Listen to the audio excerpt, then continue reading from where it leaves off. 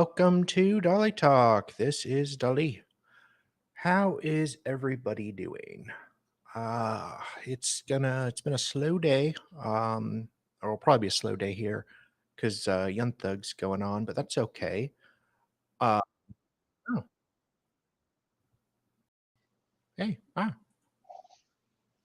are you? Hi, how are you? Are you streaming?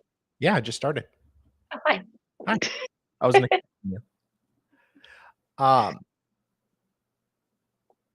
So yes, we are going to be covering the trial or what's available of Brian Camp. There was just a verdict a couple minutes ago, actually. Oh, hush, hush. Yes.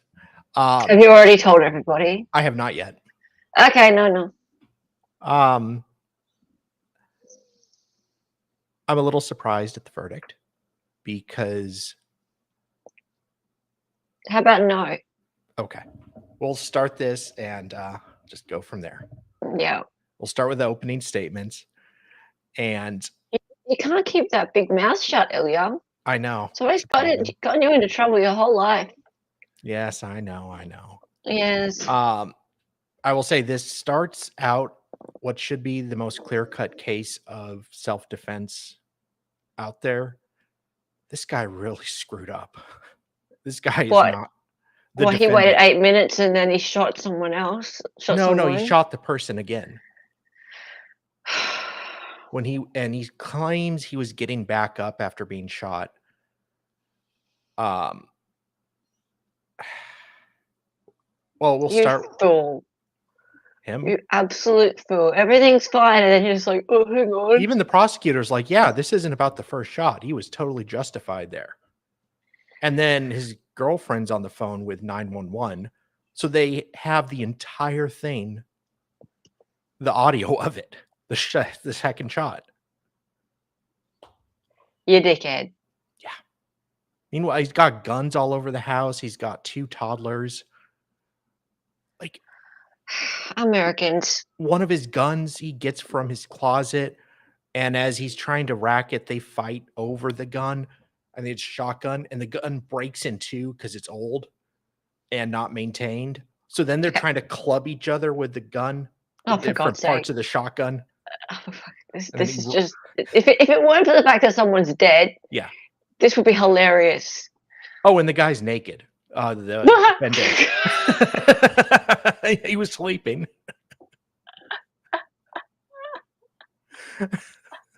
Right, Bronze. Now tell me, right? Like, I'm sorry to rile all your feathers up, no. Mr. 2A, but how did having guns around make this situation better? Well, he survived by the grace of God. And now he's probably going to prison for the rest of his life. I don't know. Don't tell us the outcome. Yeah, so. But it's just like, oh my God, this guy seriously needs a law of self-defense membership. Seriously. Is it too late for that? Yeah. Oh God, this guy seriously needs Bronca in his life. Anyway. Yes, let us begin. And how is everybody doing in chat? Christine, good to see you. Mevka, Aussie, half Irish, good to see you. Okay. Well, why are we here? From yesterday, you know a little why bit are we this here? Game. The existential question. Why are we here? You know that a gentleman named Jonathan LeTender broke into a home in Chesterfield, and you know that the defendant, Brian Camp, shot him to death. And when you heard that, let's be honest, a couple of you probably thought, well, why are we here? What's the crime there? He broke in, he got shot, he died. Can you hear it okay? It's super noisy. It's really loud, noisy. Okay, I'm working on it. Have you got compressor on? Yeah, I do. Maybe try turning it off and just playing it. Sounds clean cut, doesn't it? Is that better?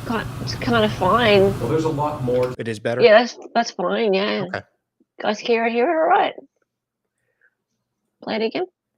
Yeah. The audio isn't great.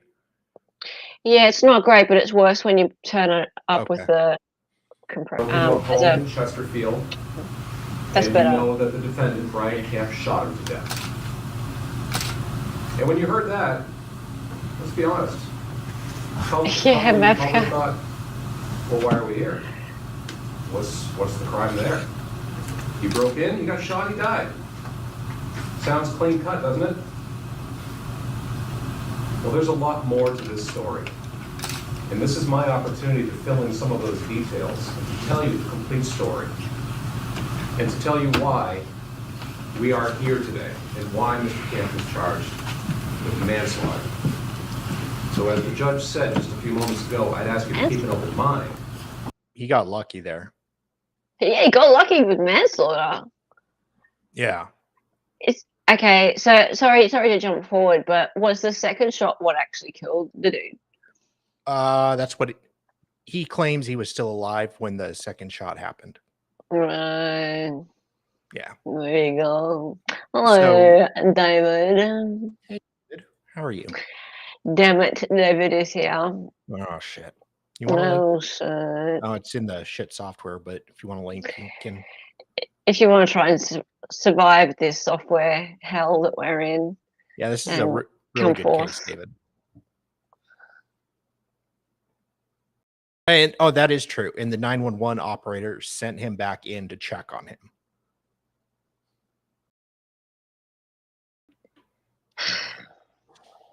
People are stupid. Yeah, it's bizarre. See, the question I have is, how do you work out who's smart enough to have a gun? Well, This dude ain't smart enough to have a gun. Clearly. I agree. Yet you all have the right to bear arms. Unless you're a felon. Yeah, well, so you got to prove you're not smart enough. Yeah. By hurting somebody. Basically. Wait until you've heard all the evidence before you draw any conclusions. So let's start off with a little bit about who Jonathan Latender was. He was 27 years old. He was the general manager for Dunkin' Donuts franchises in the Haydenville, Northampton area. And it was through his work at Dunkin' Donuts that he met a young woman named Brooke Janik. Brooke Janik is at the center of this case. She was the on-again, off-again girlfriend of the defendant. And she was also in the home that night when Jonathan Latender broke in. And of course, a woman is the reason this event happened. Is the catalyst for this reason. Yeah, don't be blaming her. She didn't shoot anyone. No, I'm not. But yeah, they split up. She goes and hooks up with her boss at Dunkin' Donuts and then ditches him to get back with her boyfriend. What state's this? Massachusetts. Oh, Dunkin' Donuts. Yes. In Massachusetts. What is it with them and Dunkin' Donuts? They're obsessed with it. Yeah, they are. It's like the home of Dunkin' Donuts. That's why I asked. When you said Dunkin' Donuts, I was thinking, is this Massachusetts? Yeah. What is with that? I know. I think it's a founding state. Like, that's where, it started, where Dunkin' Donuts started. They were on a break. Having a break. And then, yeah, her boss, kept wanting to get back with her and then does this. During a break in Brooke's relationship with Mr. Camp in early 2022, when they had split up, Mr. Latender and Ms. Janik struck up a relationship. It was a brief relationship. And his last name is something like Tender. So all I think is chicken tendies when I hear it.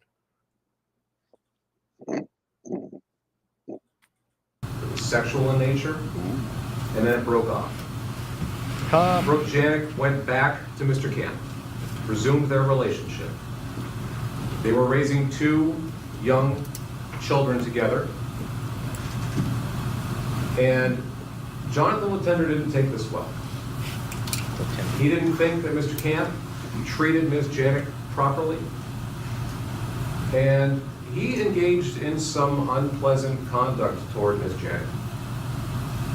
Sent some disparaging text messages, wouldn't leave her alone, and on the evening of December 27th, he made a tragic, awful, and ultimately fatal decision.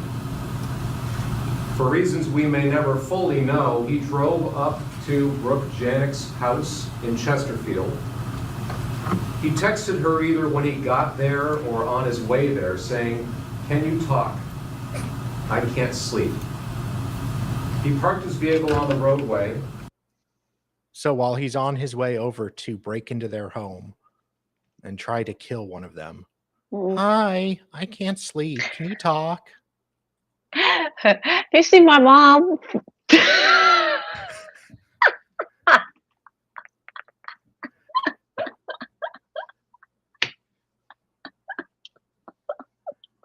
Oh. That never gets old. Oh. He walked toward the house. He let himself into that house around 12:30 in the morning. And I'm not going to try to sugarcoat anything with you, okay? Oh. He had a pair of handcuffs in his pocket. That's not good. He had a decorative knife in his jacket pocket. A decorative knife? Now, whether he carried these things routinely or whether he brought them there for a purpose, no one can really say. Yeah, I routinely carry handcuffs on me. And a decorative knife? And a decorative knife, of course. Makes TSA a bitch. Who is this MF? This guy? No, the dude he's talking about. Yeah. What is very strange. I mean, I'm assuming he went there with handcuffs. I'm guessing for that guy. I want to see him. Do I have a photo of this dude? Sure. I'm imagining he's got long hair, like long grey hair, kind of like The defendant or the defendant. Oh. Hang on, is he talking about the victim? Yeah. Oh. Yeah, he broke into the defendant and his girlfriend were sleeping with their 2 kids in the other room. Is he known to them? The guy that breaks in and tries to kill him was the guy his girlfriend had an affair with when they were on a break. Right, so he is known to them.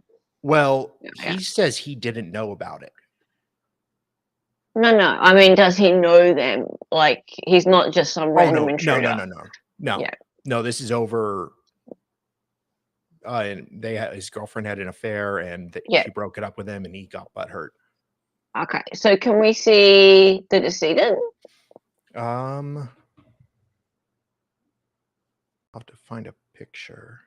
Because I'm imagining him like swashbuckling, kind of like a bit of a pirate, maybe with a puffy shirt. Jonathan Latender. So. It's alright, I can search it. You keep playing. No, I got it right here. Okay. Oh, he has a GoFund. What? What? Oh my fucking God. What? Okay, that's not what I was expecting. Oh, my name is Digger, one of Jonathan's good friends. I'm setting this GoFundMe for his family to take care of anything they need due to the loss of Jonathan Latender, a son, friend, co-worker, and Duncan's general manager passed away this past general week. Manager of Duncan? Yeah. Wow, way to bury the lead there, buddy. Oh, he just passed away suddenly. Oops. And he got $38.90, $3,890 raised.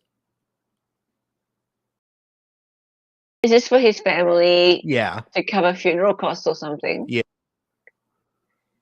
Right. Well, he did kind of break in, and he's Yeah.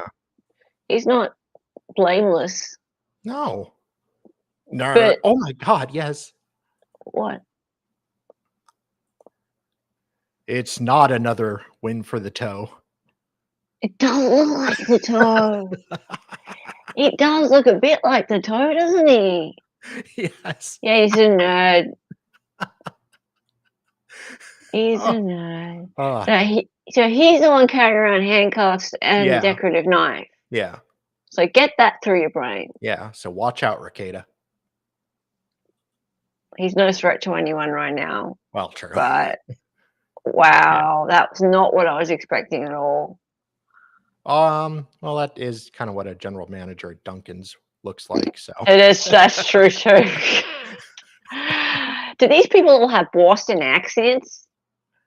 some of them do, yeah. Yeah, great. I can't wait. But when he went into that house, when he crossed that threshold, at night, uninvited, unannounced, Well, he's not a vampire, dude. He can enter the house uninvited. Just saying. he was absolutely breaking the law. He This just was a burglary, this was a break-in. He had no right to do that. Brian Camp and Brooke Janik are upstairs. Second floor, Cape-style house. Brooke hears some noise. She hears some creaking on the stairs. She gets up to check to see what that is because her children are across the hall sleeping. She and Brian are in bed. And as she gets up, All right, David, real quick. Are you just trolling me? You want to know the backstory on this case? You gave it, kind of. Yeah. It's a self-defense case. Completely justified self-defense until the guy screws it up and makes a ton of boneheaded moves. and turns the corner We know to if you see have what more this noise is. There's Jonathan Lieutenant. Okay? Oh my God. This is like, Okay, so the defendant and his girlfriend break up or are split real quick. They split for a bit. The defendant's girlfriend hooks up with a guy, the general manager at Dunkin' Donuts. Then she goes back to the defendant. The general manager gets butthurt, gets jelly, and one day snaps, brains handcuffs and a decorative knife, breaks into the And defendant. a pink donut with sprinkles. Yes. Yeah. And he breaks in, and Brian Camp ends up killing him in his house. The issue is that after he shoots him once, 8 minutes later, he shoots him again. Just in time for the hot cinnamon donuts to come out. Yes. Plop, plop. horror movie scene. Again, not sugarcoating anything. Not sugarcoating. Brian jumps up. He was sleeping naked. He doesn't have a shred of clothes on. No clothes And a on. battle ensues between Massachusetts. Jonathan and the tender. Massachusetts, Dunkin' Donuts, you see? Oh, and when the guy breaks in and starts attacking the boyfriend, the defendant is naked. So he has somewhere to put it. So yeah. So he's like running down the hall, dick flapping around, he's being chased by the guy who ends up dying. Yeah, your shots need to be somewhat close together for self-defense. Yeah, there is that. And yeah, the 911 call caught the second shot. And he nearly got his eyes gouged out. And Brian Camp. They are fighting, they are wrestling. Jonathan's glasses fall off. He somehow gets cut in the head, he's bleeding. Brian Camp has him in a chokehold, trying to subdue him. A naked chokehold. Brooke grabs her phone They're and playing she Naked runs Sister. downstairs and calls 911. And this 911 call becomes a critical piece of evidence in this case because for the next 19 minutes and 2 seconds, we hear almost a play-by-play account of what is happening inside that house. From I want to hear it. perspective. And you'll hear that 911 call this morning. In fact, the dispatcher who was talking with Brooke, trying to get information out of Brooke, will be the first witness. The 911 call is very difficult to hear and understand because Brooke is so upset, so emotional, she's screaming, she's crying. The dispatcher's doing her best to get the information she needs to deploy the appropriate resources. Oh, in court TV, Negan.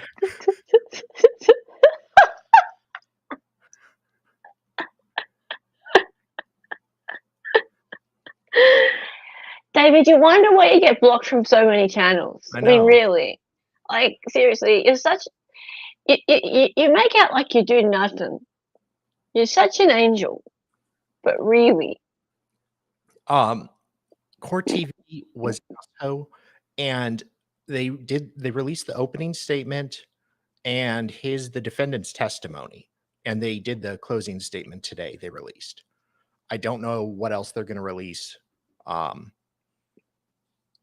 but I'll show you everything I can. Oh, no. Oh, not that. You've said that before, and I've been like, camera off. What you can hear on that 911 call is shedding valuable light into what happened during those minutes and why we are here today. The call starts off with Brooke hysterical. She's saying the address, 239 South Street, Chesterfield. She's describing what's happening, how Jonathan and Brian are inside the house, they're fighting. At one point, Brian has Jonathan down on the ground. David, you're not welcome in this chat. And Tired of your 7 antics. minutes and 43 seconds into that call, as Brooke is describing, things have calmed down somewhat. Brooke's able to catch her breath. She's explained to the dispatcher who Jonathan is, how she knows Jonathan, how unfortunately she got involved with Jonathan. You hear the first shot in the background. Brooke hears it, dispatcher hears it. Brooke goes hysterical. Oh my God, I heard a gunshot. Typical woman. Now that gunshot is Brian Camp shooting Jonathan Latender once in the midsection. Brian Camp lawfully owned a firearm. He will say later that he grabbed it off of some countertop or up above some cabinets. And he used it against Jonathan Latender to defend himself. And we're not here today to debate the legality of that first shot. That's a first. Okay, that first shot's good. That first shot is self-defense. We're not here about the first shot. Good. That first shot goes into Jonathan Latender's side. It breaks the 11th rib on his left side. It goes in and pierces his stomach. It pierces his colon. It pierces his liver. This is a hollow-tipped bullet. It's tearing through his torso. Jonathan Latender falls to the ground, grievously wounded. Oh, you're so sweet. Gifted Oh, five, I know. Dolly gifted 5 Dolly Talk memberships. Ilya Talk memberships. Ilya Talk. Yeah. Rocco, Evie, Christy, Nunya, Chris G, and Rocco were gifted memberships. Evie got one. Ah, sweet. Awesome. Evie is the reason for the topic of my stream today. Oh, very good. She gave the idea for it, so that's awesome. Yes. So she'll be happy to have a membership over here too. Yeah, I suppose I owe you some. Thank you. You're very sweet. I know. The medical examiner will tell you that he would have been in immense, immobilizing pain. He begins to bleed internally.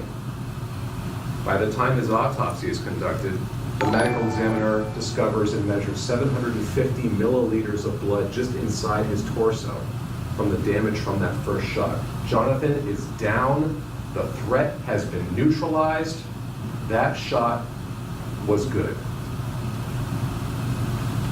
We're here today because of what happened in the next 8 minutes and 37 seconds.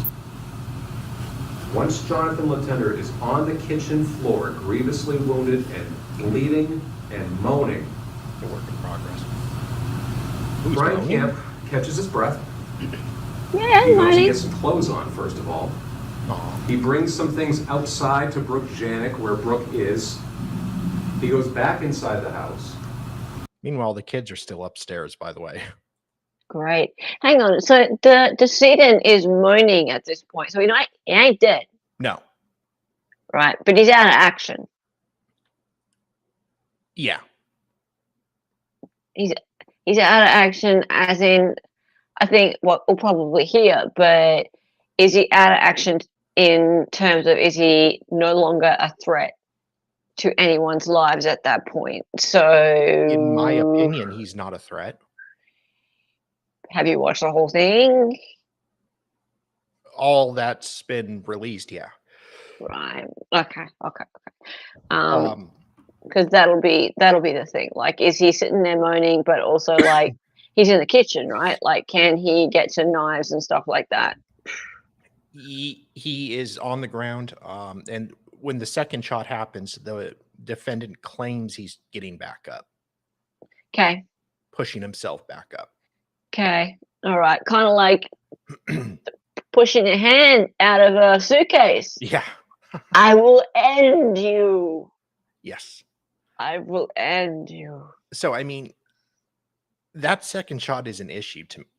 Why am I coughing so much? Well, it's an issue to the prosecutor, obviously, as well. Yeah. It's, to me, is not to me, that is not a justifiable shot. Now, would I, if I was on the jury, would I just say screw this and say not guilty? Probably, because I mean, I would probably nullify it. But the facts of the case, he's kind of guilty, in my opinion. I mean, just on the jury instruction facts, even though he should be, the guy broke into his house. Therefore, you should go guilty, and you should let the judge decide if it's a lenient sentence, because it could be quite a lenient sentence based on the facts. Yeah. Anyway. The kids, meanwhile, are still upstairs in the bedroom. The kids don't get taken out. They're in the bedroom. And rather than go for the kids, Brian Kemp goes for his phone. He finds his phone. He uses that phone to call his boss. They talk for a couple of minutes. The boss then texts him a couple of things.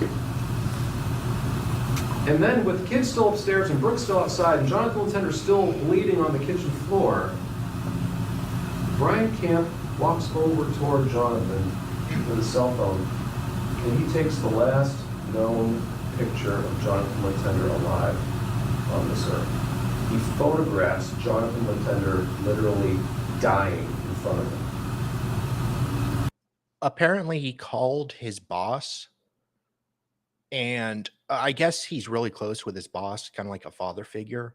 So his Dunkin' Donuts boss. No, the defendant's boss.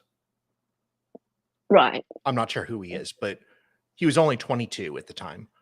And then apparently this guy goes and tells him to suggest he takes pictures of stuff and kind of document evidence, I guess. Maybe he suggest putting a second shot in him? Oh, God. I don't know. I don't know if the boss did. I'm just speculating that maybe the boss gave him some really bad advice. Really? Well, that's pretty bad advice to go around taking photos. That too. Although I think it kind of helped him because the police didn't photograph a couple things that they ended up being able to use, like bloody handprints from Brian. But yeah. It was very weird how. That's sus. Yeah. And then the defendant was good on the stand, I think, ultimately. But he's, saying, oh, he was getting up, so I had to do that. Interesting. Okay. Yeah. Keep going. It's just. You'll see that picture. Jonathan is face down on the ground. He's holding the back of his head with his left hand.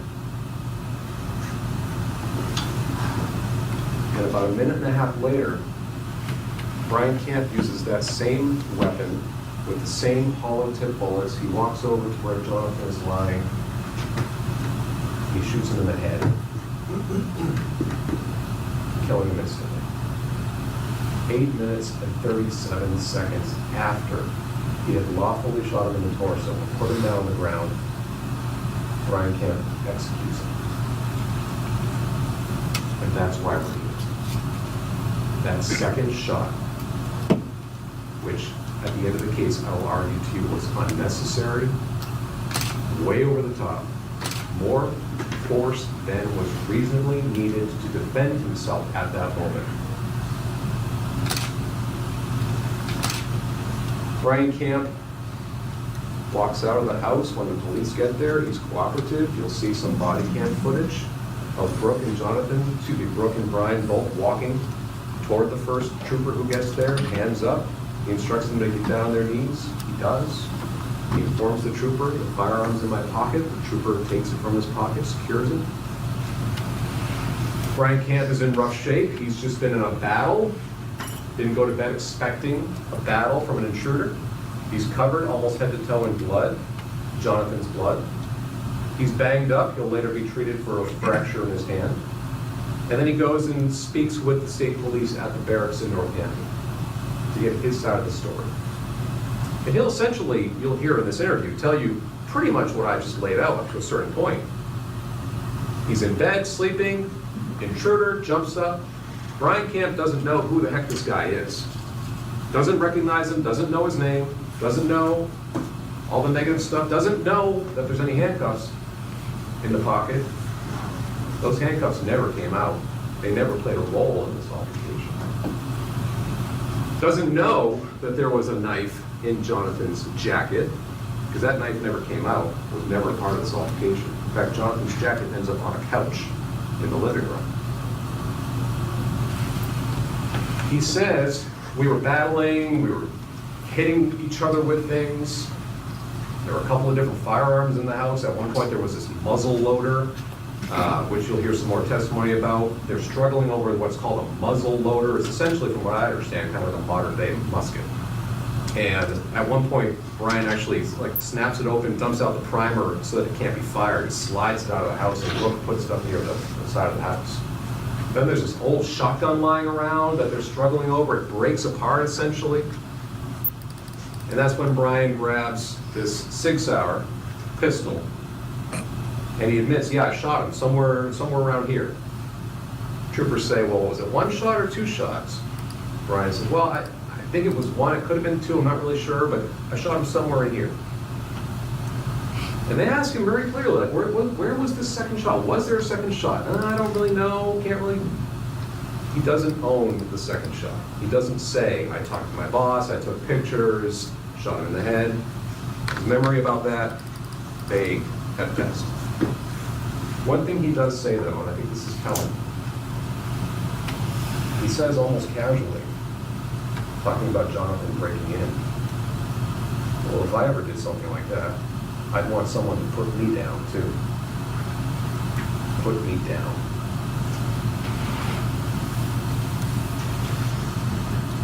When the police get there, as I said, they secure the scene, they secure Mr. Camp. The state police go into the house. The state police go up the stairs. They first assess the scene. Jonathan's clearly dead. They sweep the house, make sure there's nothing else going on. They go upstairs. The state police remove the children from the bed. They bring the children out to Brooke. They reunite Brooke with her children. Medics start arriving, ambulance arrives, state police arrive, crime scene services begins doing their thing, photographing, processing, gathering evidence. And that's why we're here. At the end of this case, when the judge is giving you full instructions on manslaughter and on self-defense and what it means to defend yourself or defend your family, pay close attention to when he says certain things, including the law does not permit retaliation or revenge. One can use an amount of force that's reasonably necessary to prevent an attack or prevent the reoccurrence of an attack. And the proper use of self-defense arises from the necessity of the moment, and it ends when the necessity ends. And it's our contention in this case that when Jonathan Latender was on the floor bleeding from massive damage to his torso, lying face down, shielding himself, as you'll see in the photo that Brian Camp took, he no longer posed a threat. His conduct prior to that point, indefensible, criminal. And if he lived, he'd be on trial. But Mr. Camp took matters into his own hands. He bypassed this whole process that we're doing today. And when you've heard all the evidence, and you've heard the law, I will ask you to find Brian Camp guilty of manslaughter. Thank you. Thank you. Very Kokonowski. Thank you very much, Your Honor. That was pretty fast. Yeah. The whole opening. Good morning. Good morning. Mr. Gagney was using hands a few times in his opening, and though nothing that we say is evidence, it is telling.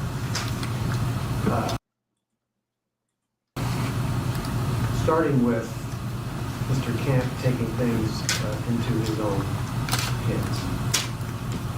Mr. Camp was essentially, as outlined by Attorney Gagney, and as I'm going to add actual facts that actually happened, was by himself in this situation for 19 minutes and something seconds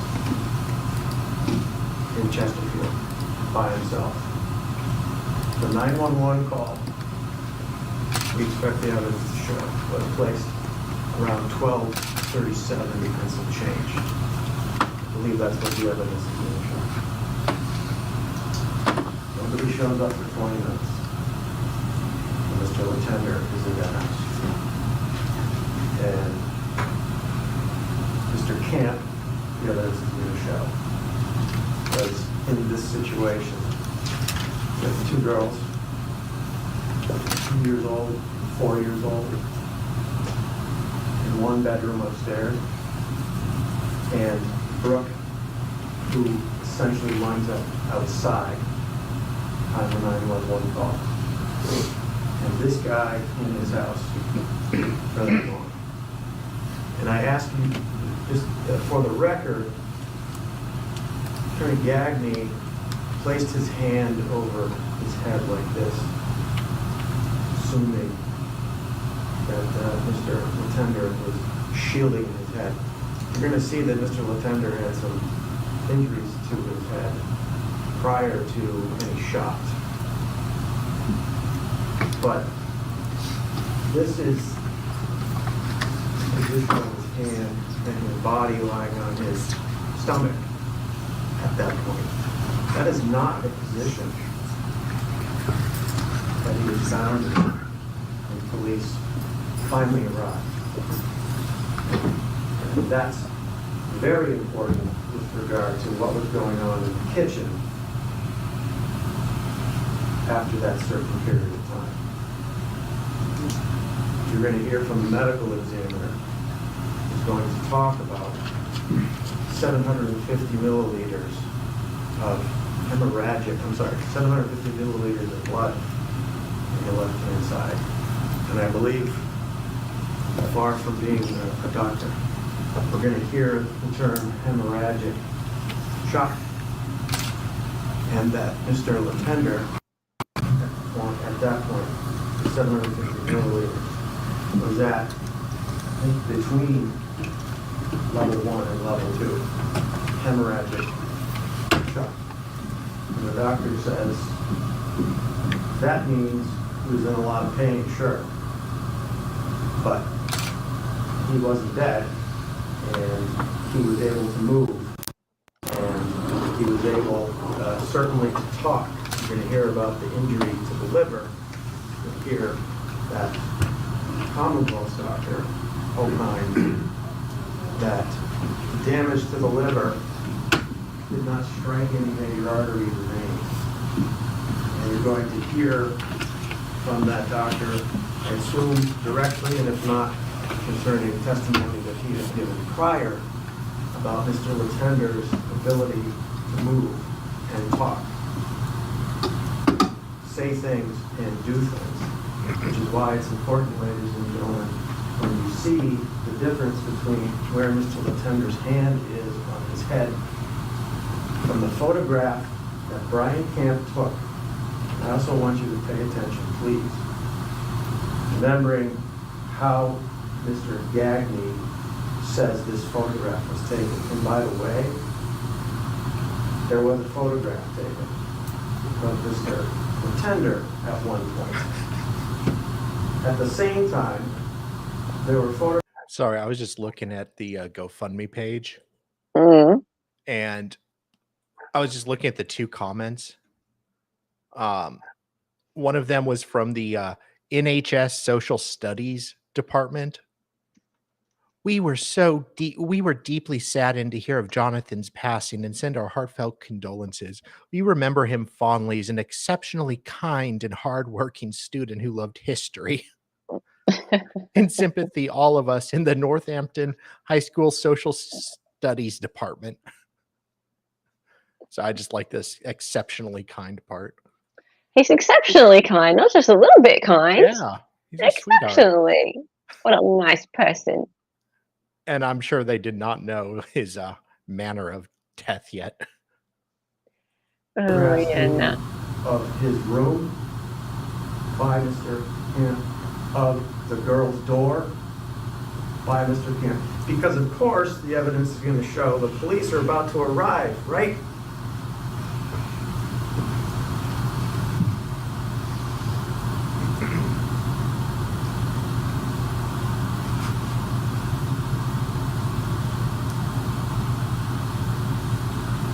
On December 26th, 2022,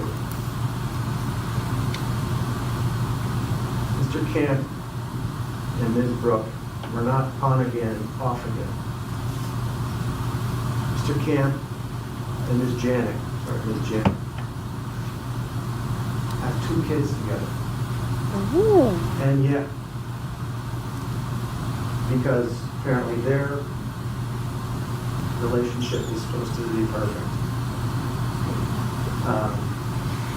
there was this break.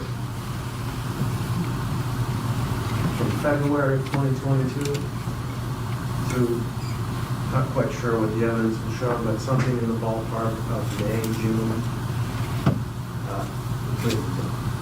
where they each went their separate ways. But in the evening hours of December 26th, 2022, after making spaghetti and meatballs for Ava, 2 years old, and Alea, 4 years old, and giving them a bath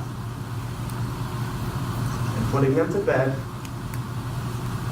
in a room that shortly before Mr. Latender decided to break into this house and obviously do something very bad to someone.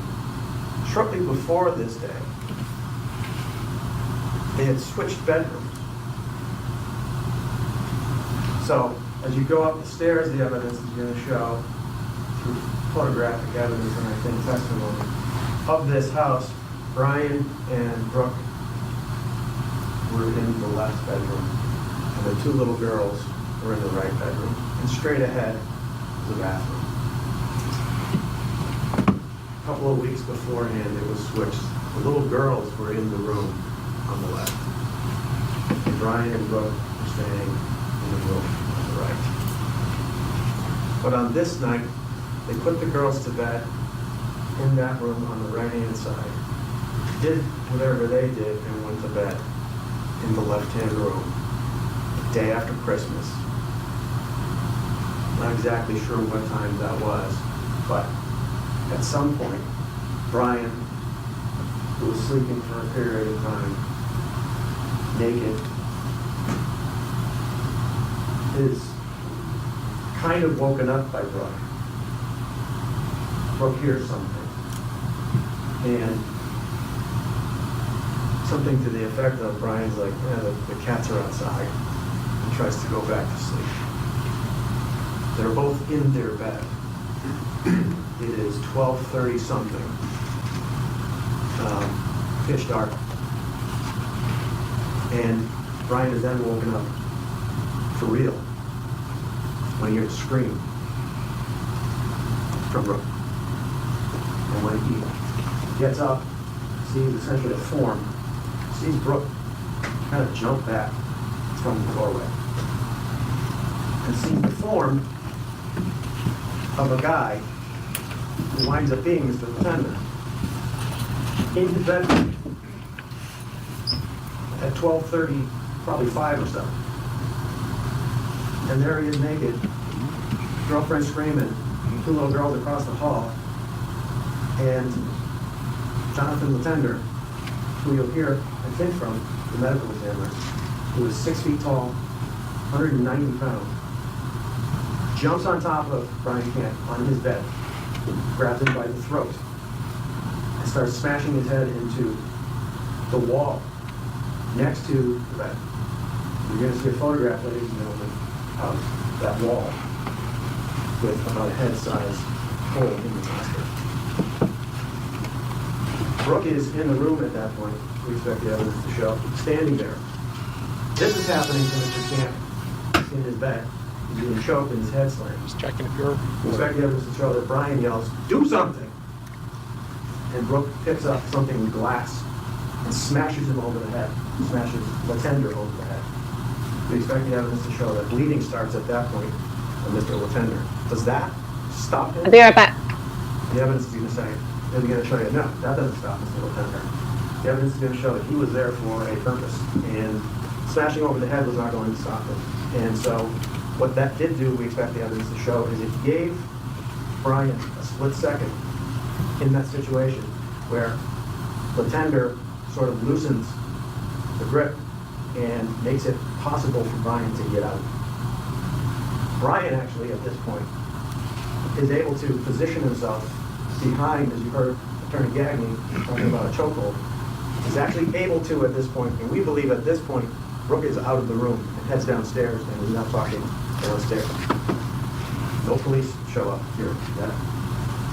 Brian is actually able to get behind Latender, who is big enough that Brian is sort of riding his back off the ground, trying to choke him, and actually gets a hold on him, and the two of them actually fall down. You'll see in the bedroom where this happened, where this started, there's some linoleum over here. There's linoleum on the floor, and the two of them fall in that area, and you'll see blood in that area where Brian is trying to end this. But Latender, You know, I bet Latender would have been a lot more intimidated if Brian came out of that bedroom with a hard-on, just chasing him. I'm just saying, that would be a lot more intimidating.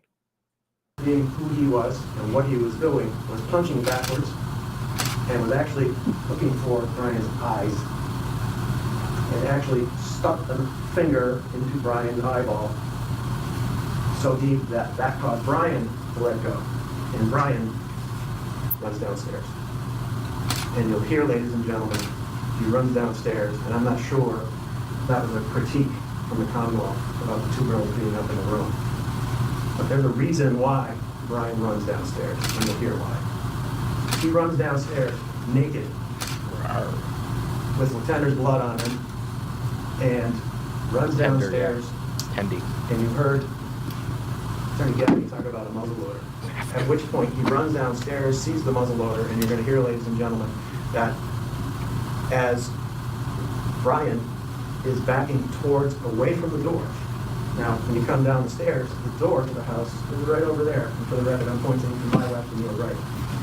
And I suggest it was open. And Brian grabs this muzzleloader, and it actually looks, you'll see, it actually looks pretty modern for a muzzleloader. It's a black powder type of hunting gun. And you'll hear on the 911 call, you'll hear somebody saying, "Get the fuck out!" That wasn't Latender. And Latender doesn't. Latender comes towards Brian with the gun. And you heard Attorney Gagnon say that there was a wrestling match over the gun. Brian was able to get rid of the primer, which would have disarmed him. But rather than go out the open door, we expect the evidence to show he came forward toward Brian with the gun in his hand and took the gun, essentially removed it out of his hand. They fought over the gun. Brian lost that fight. The gun wasn't stopping.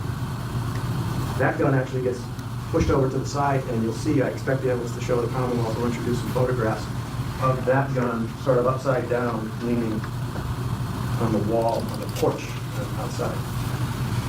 You're going to hear Brooks say in the 911 call that, as Attorney Gagnon said, Brian's got him on the ground. Brian's got him on the ground. So Brian, again, at that point, sounds like an advantage. However, you're going to hear Brooke again in the 911 call say,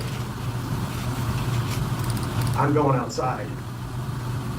Jonathan got up. Jonathan was able to escape again. And interestingly, you're going to hear, ladies and gentlemen, that Jonathan, whose head was bleeding, we expect, maneuvers his way up onto the couch, where I believe Attorney Gagnon talked about Jonathan's jacket was found. And by the way, Jonathan's jacket wasn't found by police. They missed that. Jonathan's jacket was found by another employee of Dunkin' Donuts who recognized it. And inside that jacket was a knife. And that fight near the couch wound up on the couch. Jonathan on the couch. Brian trying to control him and not being able to do that. We expect you're going to see that there's a big blood stain on the back cushion right next to the plaid jacket that had the knife in it. Brian loses control of that. Second firearm, you're going to hear a dilapidated firearm. Brian tries to use to get him to get out of the house again. Get out. And he fired. The tender approaches again. Doesn't go away. Goes forward and grabs the barrel of the gun. At which point, the barrel of the gun breaks off of the shotgun. And we expect the evidence to show that at that point, they're swinging at each other. Brian has the stock, the tender has the barrel. And they wind up in the kitchen where the stock breaks that Brian is using. And at that point, I suggest to you, ladies and gentlemen, Brian starts retreating again. He's in his house. He doesn't have to do that. And he shot. Shoots him in the side. And the ME's medical examiner's testimony about that injury is very important. Because it was the only thing that may have been debilitating, we expected to show the doctor. So the only thing that would have been debilitating would have been pain. But that he was able to move around. And you're going to see, ladies and gentlemen, that the photograph that was taken by my client of the tender, Frank Gagnon came up and see that it was right here. It was from distance. For a reason. Because at that point he had his hand over his head. And from a distance, he took a picture of it. And then he took a picture of the rope. And then he took a picture of that. And then he took a picture of the stuff. And he's bedroom. I'm going to ask, ladies and gentlemen, you're going to hear, as Attorney Gagnon stated, and as you'll hear on the 911, after this first shot, one would think that, okay, this is over. The police are certainly going to be here soon, right? Like, please? That's not what happened. I'm going to ask you, ladies and gentlemen, well, to pay attention to the entire 911 recording. But starting with around 12:40, that's the time that I've got on my notes. Around the 12-minute, 40-second mark, and if it changes with whatever the 911 recording is that we hear, the dispatcher starts asking about what's going on with Jonathan right now. her focus was then on Jonathan. And that's important because, ladies and gentlemen, despite what the Commonwealth has said or is insinuating, Mr. Kemp did not want to be in that kitchen with that guy at that time. But because of what was going on with the focus of the dispatcher, he was, and you're going to hear, ladies and gentlemen, that, and you're going to see, I expect, that certainly Mr. Pretender was able to move, was moving. And you're going to see, ladies and gentlemen, that that barrel of the gun was right next to him on the floor still. And that there was a firearm right above him. I believe it is a revolver. And did you hear that? Camp, after all of this, That's the little one. Oh, believed that he needed to shoot it. Because Actually, he it's the little one needed to in the stop dog. this thing, because it clearly was not stopping. And it's important, ladies and gentlemen, as well. You heard, I believe, when the judge read the synopsis of what this case is about. You're not interested in those shenanigans, are you? No. It's to the top of his head. That's also important. And the trajectory of the second shot is also important with regard to downward, left to right, and forward. And most importantly is looking at the photograph that apparently the Commonwealth is going to be introducing that my client took. That my client took, by the way, at that point, knowing police were coming, hoping police were coming, and weren't there. Eventually they got there. Those damn coppers. Compare that photograph. They're probably to the off Dunkin' photograph of how Donuts. Mr. Pretender was found when police finally arrived. Finally arrived. And when you see all of that evidence and hear all of that evidence, ladies and gentlemen, I expect you will be asked to do at the end of this trial to find that my client properly used force, the force that needed to be used, after retreating twice, after having control twice, and not being able to sustain it, from a guy he did not know, who was bigger than he was, and clearly was there for a particular reason. And with regard to the statement that my client gave to the police, Mr. Gagne sort of, this is nothing to sugarcoat here, but he did sugarcoat a little bit the conditions under which Mr. Camp gave the statement to Trooper O'Brien and I think another trooper after what had just happened, and that he was banged up. Interestingly, at the end of the 911 call, the dispatcher says to Brooke, did he shoot him again? And well, you can't hear Brian. She asks him, did you shoot him again? And he says to the police who aren't there yet, yes.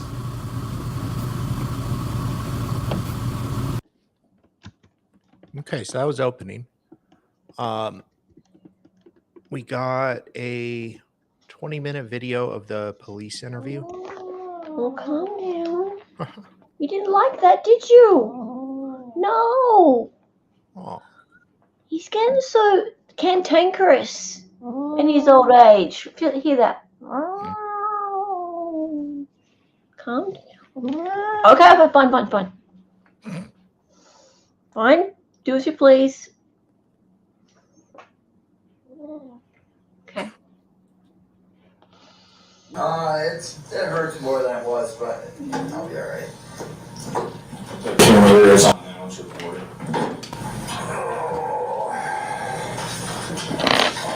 Cat butt. I got some forms to read you. and this guy continues his pattern of bad decision making by talking to the cops and yeah. He said, before we ask you any questions, you must understand your rights. You have the right to remain silent. You understand that? Yep. Anything you say can and will be used against you in court. You understand that? Yep.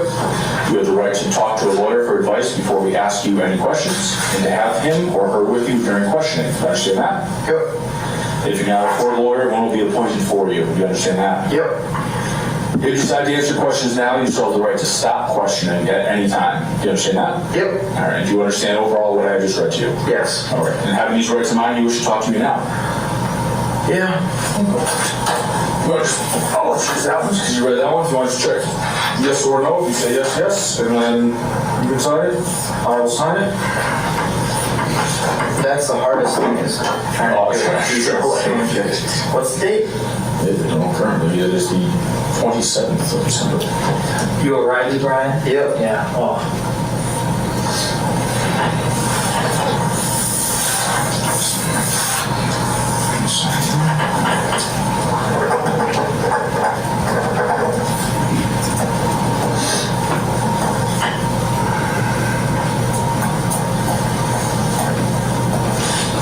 Current time, 6:07 in the morning. Oh, sheesh. Yeah, that's long right now. All right, so I guess we'll start with just kind of tell me what happened tonight. She woke me up. She said that she thought she heard somebody. Who's she? Her Brooke. Okay, and that is your Girlfriend. Your girlfriend, and you guys live together at the house. Yep. In Chesterfield. In Chesterfield. What's the address there? 239 South Street. Okay. I want to say. All right. She woke me up, said she heard something, which isn't unusual. I told her, no, there's nothing, you know. I didn't get out of bed or anything. And then I guess she heard it again, or just had a feeling, and she got up, and like her head didn't even go around the corner, and she screamed and came back in. And then before I like even could see, because I just woke up, before I could even see, there was some guy standing in the doorway. Okay. And then... And this is the doorway of your bedroom? Yes. Okay, and this is the bedroom on the top floor? Yes. Okay, so it's a two-story house? Yes. All right, I just saw it from the outside briefly while I was up there, but... Right. So your bedroom upstairs? Right. He was upstairs? Right. Okay. And I don't even know how it started, but before you know it, the kid's like on top of me. Mind you, I had no clothes on. I'm trying to wrestle this kid. Completely naked? Oh yeah. Okay. Oh yeah. And You're wrestling him naked? I don't know, he was like trying to dig my eyes out and shit, telling me he was gonna kill me and all this stuff. And I don't know, he started bleeding up there. Something broke. I heard something smash. And then now all of a sudden he's bleeding like crazy. Okay. And the Like room is Drake, like, there's a little like, part of the room that goes off to the side. It's not a perfect corner, or a perfect square, or a rectangle. Yep. And it ended up over there. I had him in a chokehold, and he was still trying to dig my eyes out. Okay, now when you say you had him in a chokehold, describe how that was. Were you both on the floor? Were you standing? Both on the floor, and I had him like around the neck, Okay. like that, and like And was he on the bottom and you were on the top? kind of more like side to side. Okay. And then I thought like after somebody choked me out like that, I would, you got me, right? And so I ran downstairs, mind you, still ass naked. I hear this dude coming down the stairs, and When you choked him, was he unconscious? no, Okay. he wasn't unconscious, no. And because I let go of him before he dug my eyes out, you know what I mean? Okay. And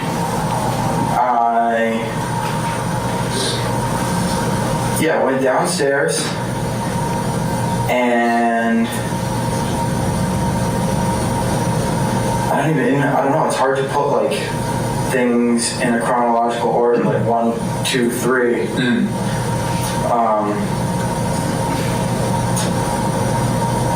I don't know. All I can remember is somehow he got a hold of my muzzle loader, which was like leaned up in the corner, because I've been hunting every day, right? And And where was the muzzle loader? Up in the corner where? like by the bottom of the stairs, there's I don't know what to call it. It's like it's like a low shelf, but it opens up. Okay, good. And the muzzle loader was over there. And then we were wrestling for that, and luckily I opened the thing and dumped the primer out of it. So I had a primer in it? Yeah. Okay. Pellets and the round are all in there? I would assume, yeah. I mean, I was ready to go hunting. I did go hunting with it yesterday. Okay. And I dumped the primer out of it, at least I think. And then he tried to shoot me with that thing, and I went. What do you describe that to me? Just because I was like, we're like, I don't know. So he grabs the muzzle loader, and then you grab the muzzle loader? And then I grabbed it, and I don't know, somehow either my arms were around his or his arms were around me or something, because he was trying to figure out, you know what I mean? Like, he was pulling the trigger and nothing was happening, so he was trying to figure out how to cock it or whatever. And that's when I dumped the primer out of it. And then I grabbed this old, decrepit shotgun that was like together but not together. You know what I mean? No, and I don't. Explain. So like this chair might look like it's there and all put together, but you touch it and the arm falls off and this falls off, so like it would not have functioned. But I just grabbed it as like a if someone's pointing a shotgun at me, I would get out of the house, you know what I mean?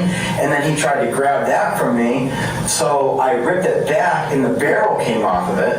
And then so I had the stock and he had the barrel. What's a muzzle loader? So I'm not an expert, but my understanding. Experts suck anyway. That's very true. It's kind of like a musket type gun, or a modern variation of like a musket, where you kind of have to load it yourself, like put the powder in and the ball and everything like that.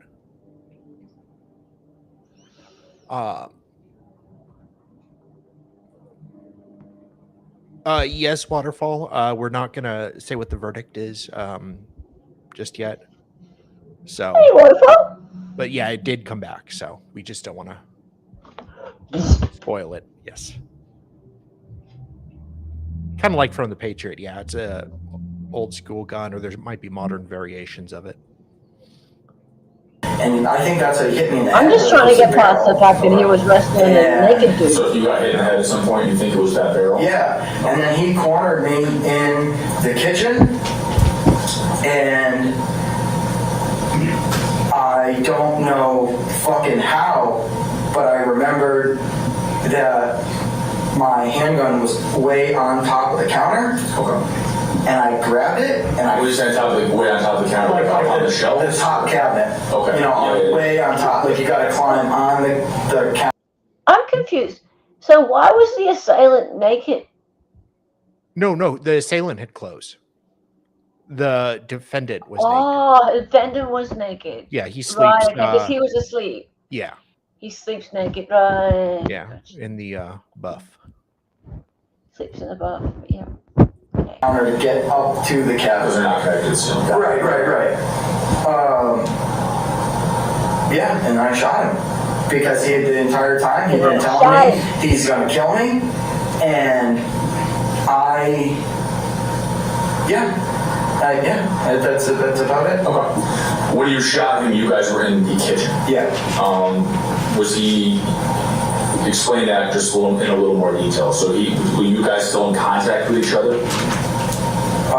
No, I was all the way up against the sink, and then he was probably like from me to you. Okay. Or something like that. So give it what is this? 6 feet? Yeah. Okay. Yeah, 5, 6. Yeah. No more than 10, I would say. Okay. And what was he doing at that time? Coming at me. Okay. With a shotgun barrel. Okay. And I was not going to get hit in the head with a shotgun barrel again inside my own house. You know, I tried to scare him with the muzzle loader. Didn't work. Tried to wrestle me for it. Was scared for my life then. Wrestled him over the shotgun. And then, I'm sorry. I hope if I ever did that, somebody would put me down. That's all I hope. You know what I mean? Now, so you remember that your gun's on top of the cabinet, so you reach up there, get a hold of it. Was it in a holster or anything up there? Yep. Okay. Yep. And so you took it out of the holster. What kind of handgun was it? It's a 6-hour P365. Okay. Yep. I know what those are. 9mm? Okay. I actually bought it for her to shoot. And he's got guns all over the house. Meanwhile, he has 2 toddlers. I'm just saying, this guy isn't exactly the walking definition of a professional gun owner. God.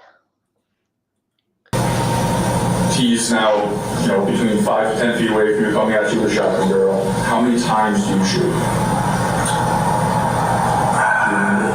Once, twice, I don't know. Maybe twice. I don't know. What happened then? He hit the ground. Okay. Then what did you do? I went outside to find out where she was because she got out of that house and I guess was calling you guys or somebody. And then I went out. Still naked. Went out, checked on her, got her shoes, then went upstairs and got dressed. Where were the kids doing this? Across the hall. I mean, the hallway is less distance than this table, me to you, from our door to their door. Okay. When your girl runs outside, did she get the kids or were they still in the house? No, they were still in the house. Okay. And then, so you ran outside, checked on her. Did you remember what she said to her? No, she was just talking to somebody on like the dispatch. I don't really remember who or what, or I don't remember what I said. And then you went back into the house. Yeah, I got dressed. Okay. Was there any more shots fired when you went back into the house? No. Did you check on the individual? No, I left him there. Okay. And then you get dressed. Then what happens? And then went back outside, and then momentarily somebody pulled in. Okay. What did you do with the handgun?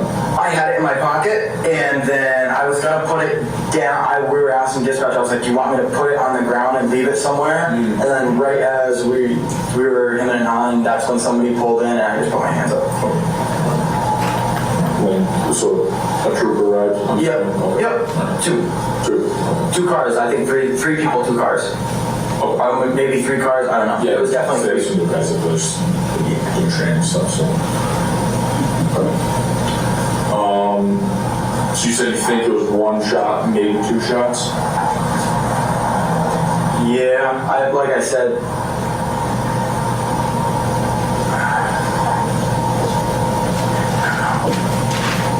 Maybe 2. I don't know. I have this reoccurring fucking nightmare about something like this happening and my gun not going off. And like.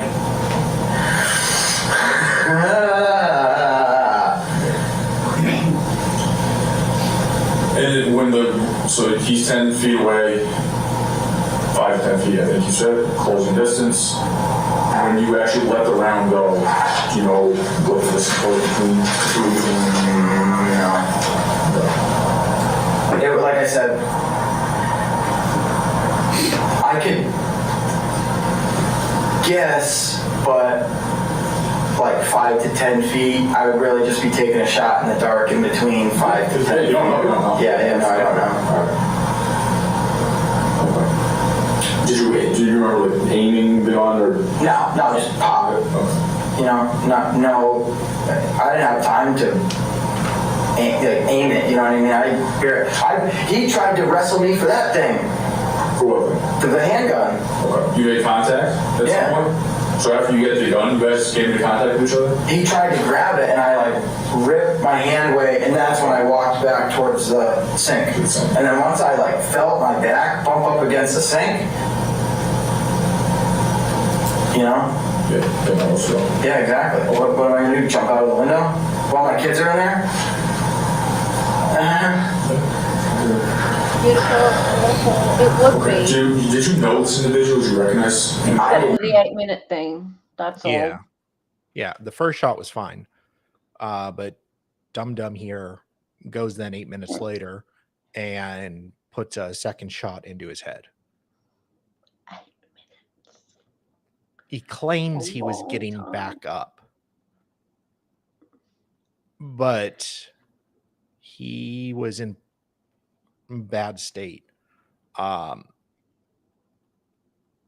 So he really, to be able to fire a second shot, he was already down from the first shot. Second shot was in the head. Well, that's the thing, David. Was the perpetrator trying to attack him again? He claims, and he's the only witness to this, that the perpetrator was starting to try to get back up. Mm. Yeah. Well, I mean, medical examiner should be able to say something about that as to whether or not there was any sort of movement of him after the first shot, like whether he had the ability to stand up after the first shot. Would that be possible? Yeah. That kind of thing. And I don't know whether you've got medical examiner testimony. No, not yet. CB's been a bit weird with the way they have released this stuff. Supposedly, the medical examiner doubted that he was getting back up. He said, well, doubted, but that also allows for doubt that he couldn't get up. Yeah. So, but then it gets into, okay, do we still give him the benefit of the doubt at this point?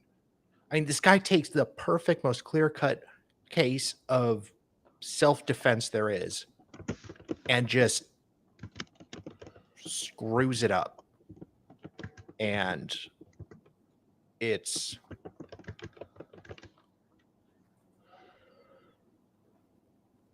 just, he should have had a law self-defense membership.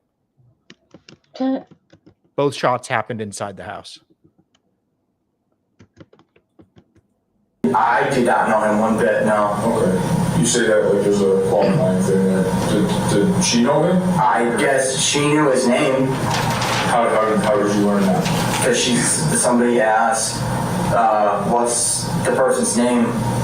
And she said, Jonathan. So other than that, that's all I know. Okay.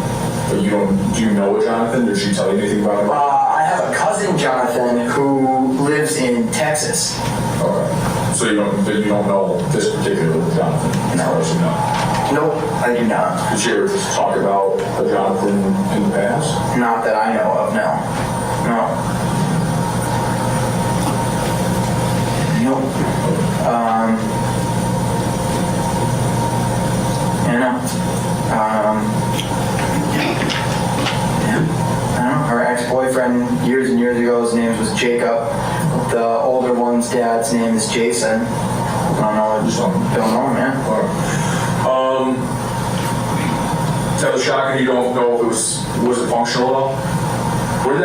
Who shotgun is that? Let's say for that. I have no clue. I would assume it's either, I don't know. I really honestly don't know whose it is. It was just the Jack House. Yeah, and it was like, you know those guns you wouldn't risk your life to shoot the thing? It was one of those guns. Like, it's not put back here. Yeah. I'm glad I didn't get bored one day and try to shoot that thing. If the barrel came off it with a yank, it probably would explode in my face. Yeah. Your muzzle order, Thompson, CBA? CBA. Okay. So break open? Yep. Hammer fire? Yep. Inline muzzle order? Yep. Color? Black. Okay. Black grip, silver barrel. Okay. CBA both? Yep. Okay. Yeah. Same one.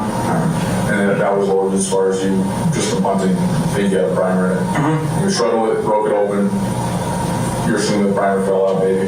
Yeah.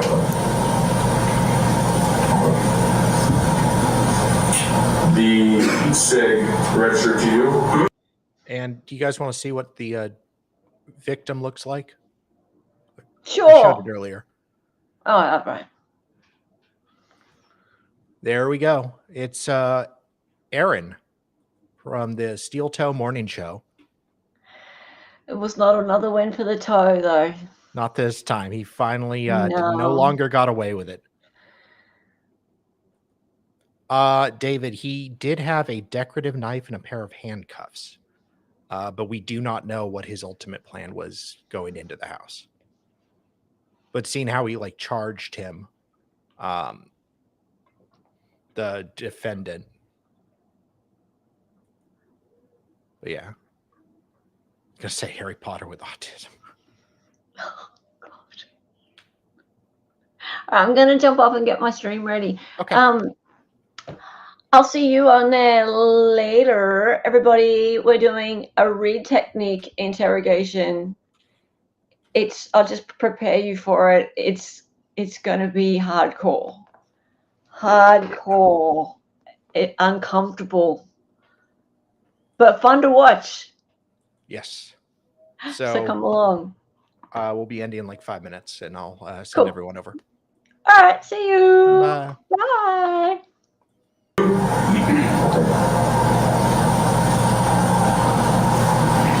Walking, you don't know. Do you have any other firearms in the house that are registered to you? I had a Smith & Wesson revolver. Okay. And I think my 22 was there for the raccoons. Okay. But other than that, You should just drown them in a lake.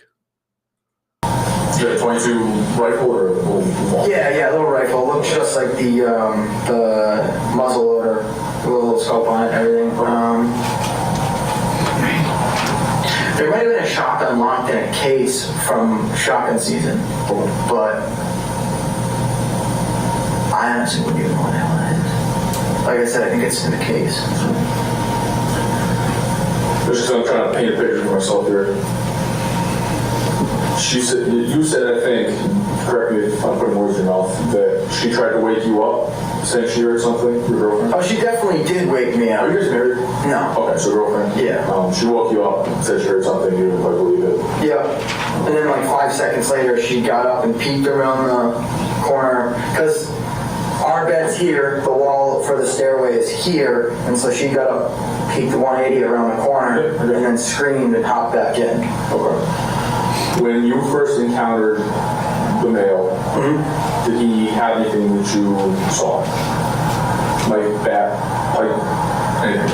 No, I didn't see anything. It was dark. Okay. And so you get up and you immediately are in contact with him. And Right, like before I could even get like up out of bed, really, yeah. Okay. And so he was bleeding badly when you were. So you got to fight. You got to start trying to choke him out. Yeah, and then somehow, like I said, I heard something smash. I would assume it was the smash. Okay. Right, I heard glass smash, and then all of a sudden there's blood everywhere. Do you know where he's bleeding from? His head. Because I remember when I had him in a chokehold, he had a pretty good split in his head. Do you know what that could have been? Like I said, the smash. You know what smash? I don't know. It must have been something glass. I don't know, a beer bottle or something. But we don't drink beer. I don't know what the hell it was. Did you? Like a light bulb or something. I don't fucking know. Your hands broken. Were you throwing punches the entire time? Oh, hell yeah. Okay. Was he throwing punches? Oh, hell yeah. Okay.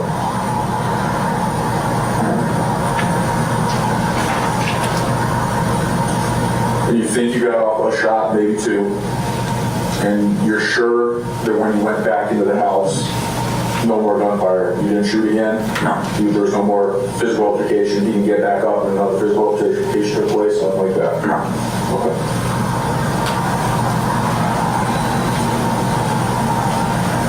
Do you know where you hit him? No. Like I said, I didn't even have time to really like aim it. I would assume somewhere here, no? Did you go back in and check on him? I may have already asked questions, but No, I didn't go in and I didn't like go like check on him, but like I walked like when I walked in to get my clothes back on, I walked in and like looked to make sure he didn't get up, you know.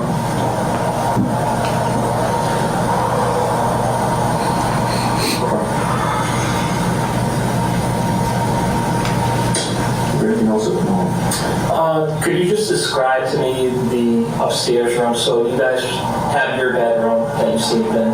Where are the kids located? So if this is the square of the house, right here where all these numbers are is the stairway going in, then straight on would be the bathroom, and then to the left, right at the top of the stairs is our room, and to the right would be the kids' room.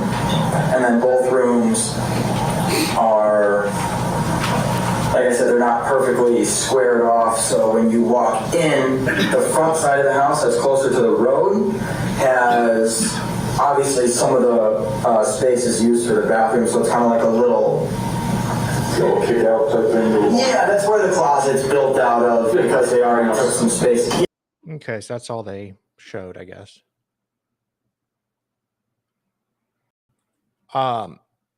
Tomorrow, God, I'm gonna sneeze.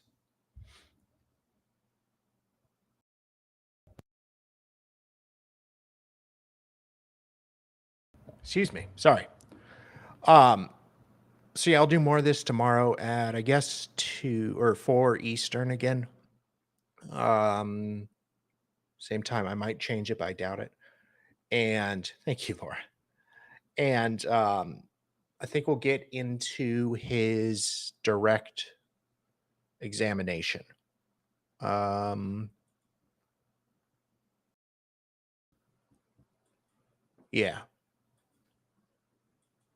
And then we can go from there. But yeah, I'm going to redirect y'all over to Hella right now. Should be a good stream. Mads. Oh yeah, Mads. This he's on trial. Well, he was on trial last week and today.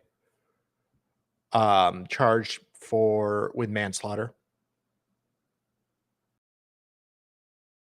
It's okay, Waterfall. You can just check. I'm trying not to say what the verdict was. So we don't spoil it if possible, but we'll do our best. All right, guys. Thank you all for being here, everybody. It was a lot of fun. I will see y'all over on Hella's. Toodles.